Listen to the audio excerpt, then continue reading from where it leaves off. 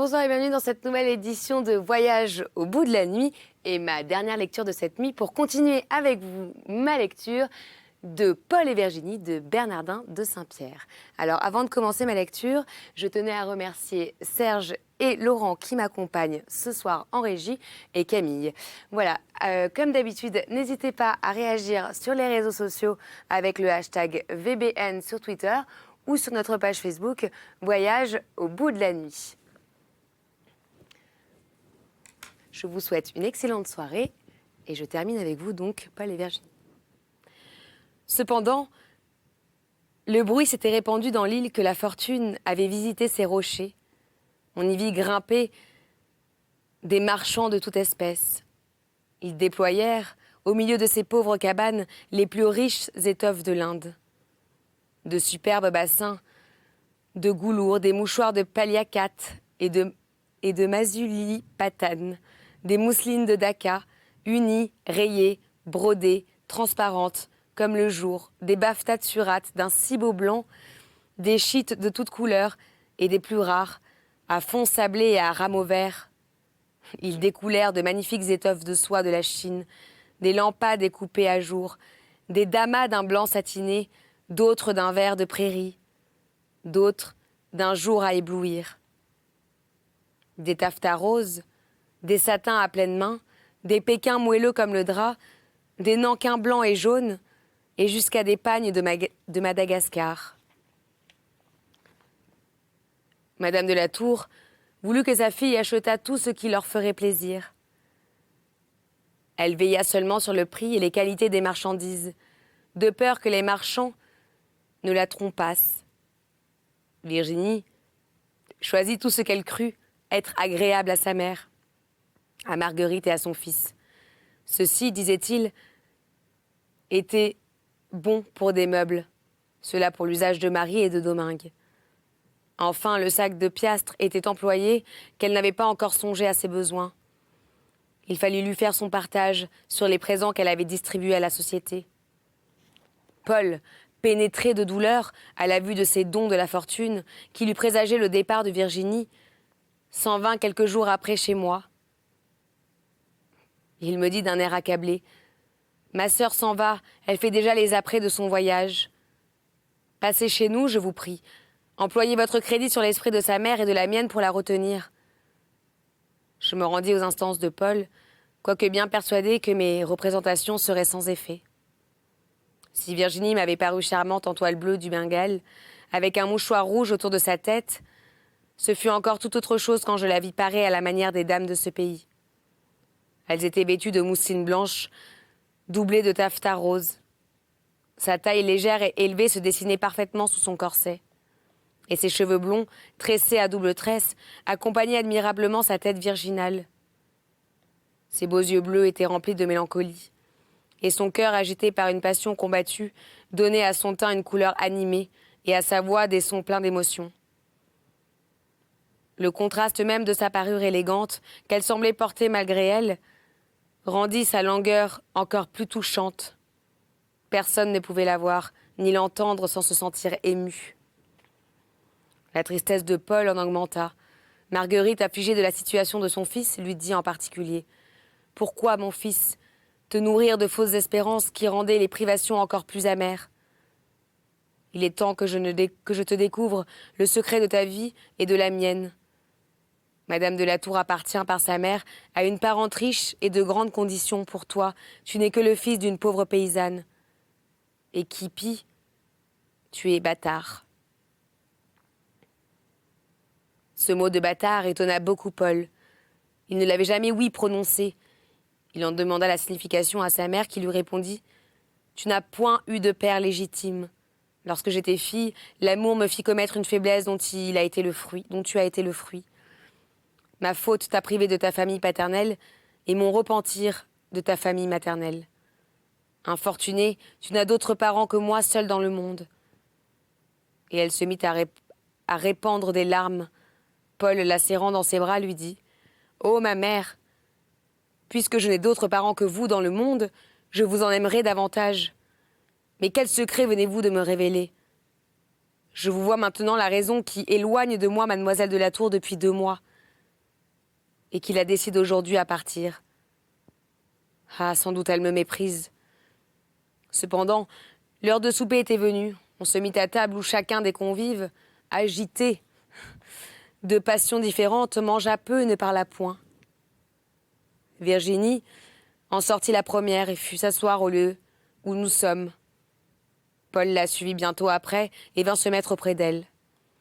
L'un et l'autre gardèrent quelque temps un profond silence.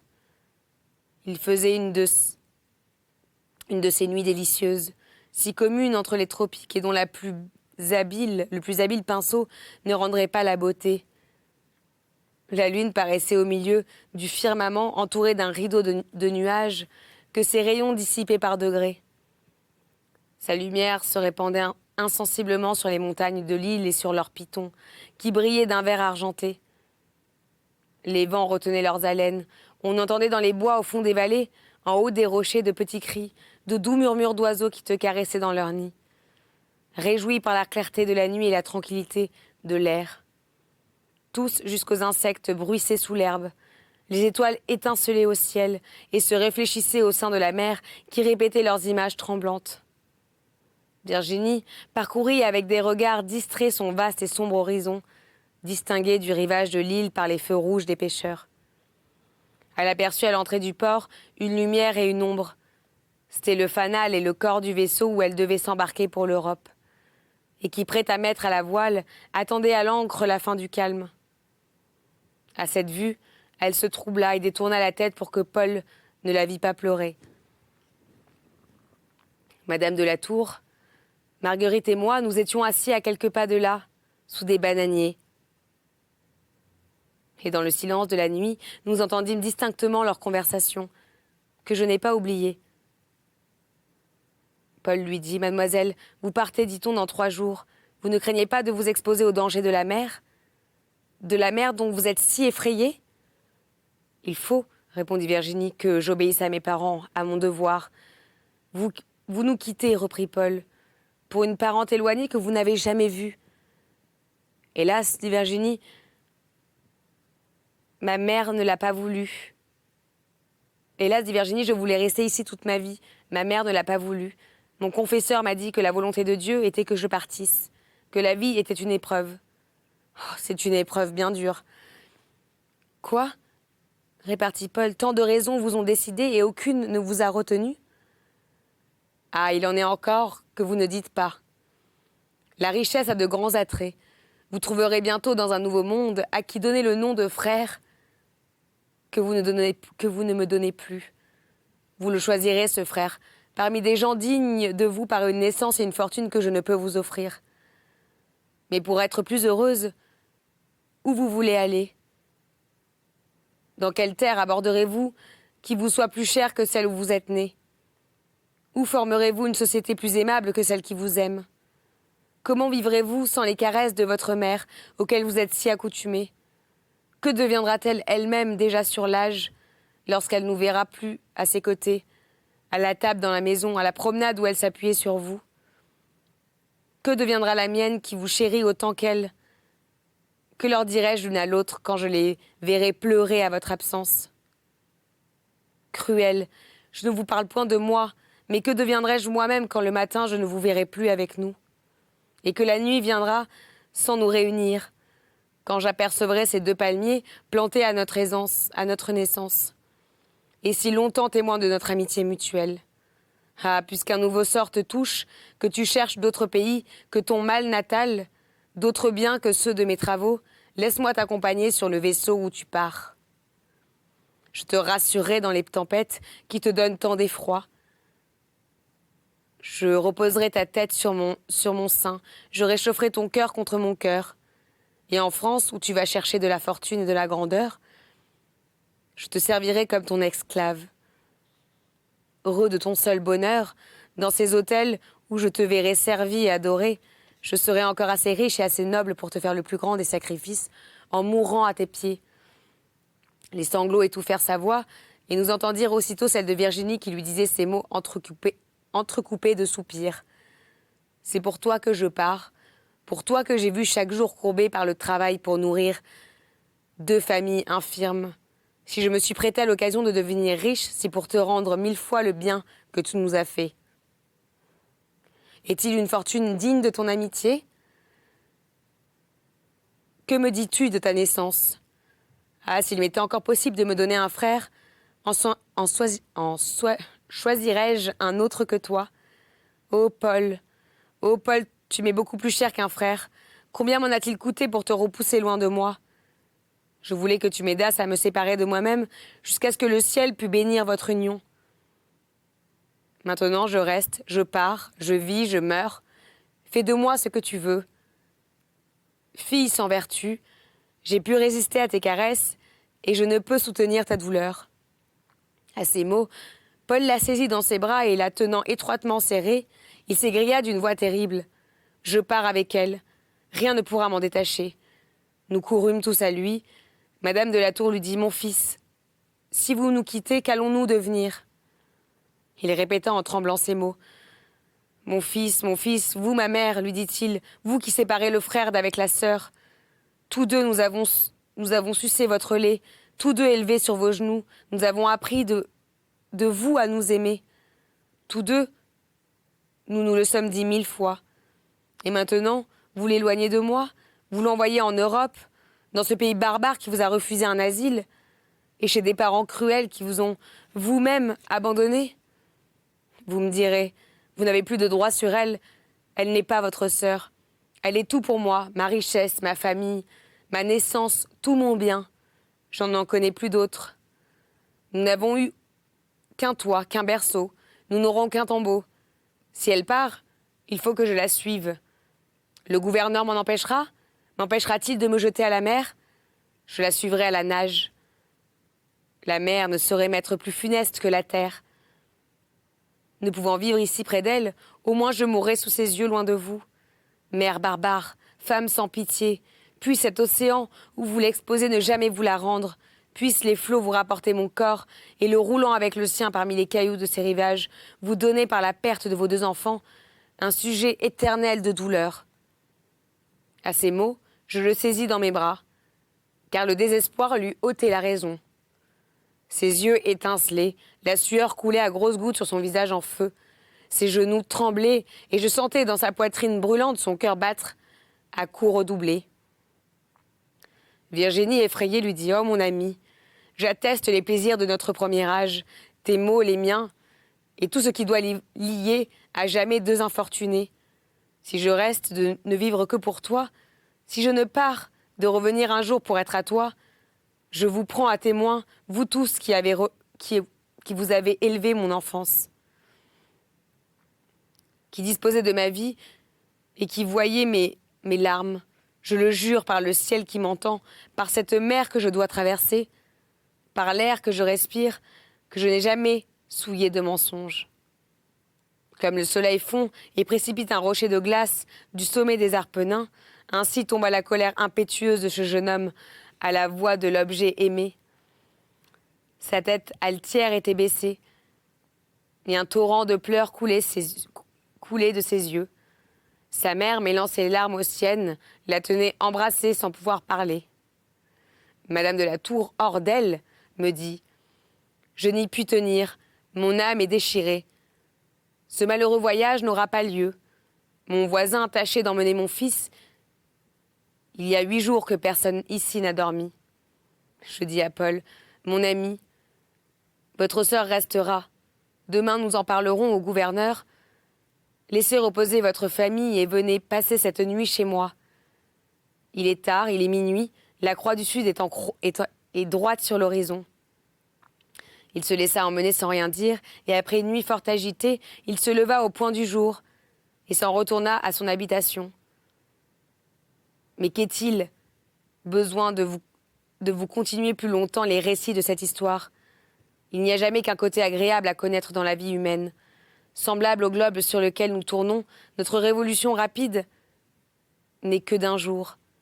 Et une partie de ce jour ne peut recevoir la lumière que l'autre ne soit livré aux ténèbres. Mon père, lui dis-je, je vous en conjure, achevez de me raconter ce que vous avez commencé d'une manière si touchante. Les images du bonheur nous plaisent, mais celles du malheur nous instruisent. Que devint, je vous prie, l'infortuné Paul. Le premier objet que vit Paul en retournant à l'habitation fut la négresse Marie, qui, montée sur un rocher, regardait vers la pleine mer. Il lui cria, du plus loin qu'il l'aperçut, « Où est Virginie ?» Marie tourna la tête vers son jeune maître et se mit à pleurer. Paul, hors de lui, revint sur ses pas et courut au port. Il y apprit que Virginie s'était embarquée au point du jour, que son vaisseau avait mis à la voile aussitôt et qu'on ne le voyait plus. Il revint à l'habitation qu'il traversa sans parler à personne. Quoique cette enceinte de rochers paraisse, derrière nous, presque perpendiculaire, ces plateaux verts qui en divisent la hauteur sont autant d'étages par lesquels on parvient au moyen de quelques sentiers difficiles jusqu'au pied de ce cône de rochers inclinés et inaccessibles qu'on appelle le pouce. À la base de ce rocher est une esplanade couverte de grands arbres, mais si élevée et si escarpée qu'elle est comme une grande forêt dans l'air, environnée de précipices effroyables. Les nuages que le sommet du pouce attire sans cesse autour de lui y entretiennent plusieurs ruisseaux, qui tombent à une si grande profondeur au fond de la vallée. Situés au revers de cette montagne, que de cette hauteur, on n'entend point le bruit de leur chute. De ce lieu, on voit une grande partie de l'île avec ses mornes surmontées de leurs pitons, entre Piterbos et les Trois Manelles, avec leurs vallons remplis de forêts, puis la pleine mer et l'île Bourbon, qui est à 40 lieues de Lavers.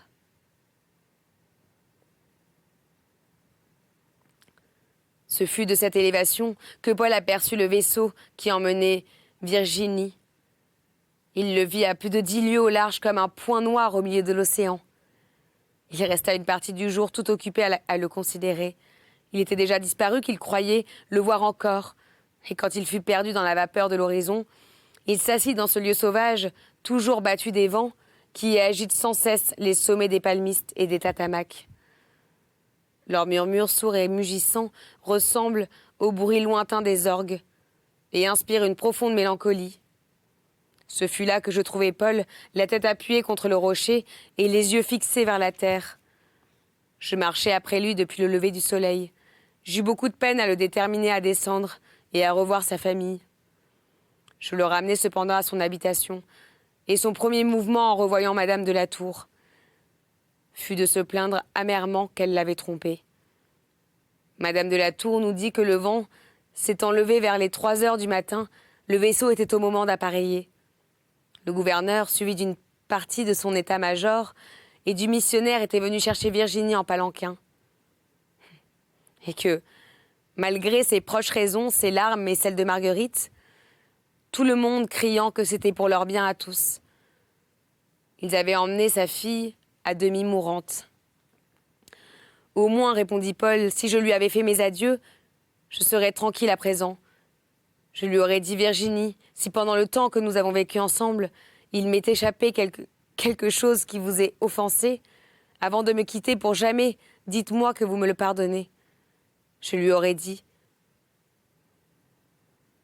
puisque je ne suis plus destinée à vous revoir, adieu, ma chère Virginie, adieu, vivez loin de moi, contente et heureuse. Et comme il vit que sa mère et Madame de la Tour pleuraient, cherchez maintenant, leur dit-il, quelqu'un d'autre que moi qui essuie vos larmes. Puis il s'éloigna d'elle en gémissant et se mit à errer çà et là dans l'habitation. Il en parcourait tous les endroits qui avaient été les plus chers à Virginie. Il disait à ses chèvres et à leurs petits chevreaux qui la suivraient en bêlant. « Que me demandez-vous ? Vous ne reverrez plus avec moi celle qui vous donnait à manger dans sa main. » Il fut au repos de Virginie, et elle a vu des oiseaux qui voltigeaient autour. Il s'écria, « Pauvres oiseaux, vous n'irez plus au-devant de celle qui était votre bonne nourrice. » En voyant Fidèle qui flairait çà et là, et marchait devant lui en quêtant, il soupira et lui dit, « Ah, tu ne le retrouveras plus jamais. » Enfin, il fut s'asseoir sur le rocher où lui avait parlé la veille, et à l'aspect de la mer où il l'avait vu disparaître, le vaisseau qu'il avait emmené, il pleura abondamment. C'est ainsi que ma lecture de Paul et Virginie se termine. J'espère que vous avez eu autant de plaisir que moi j'en ai eu à le lire.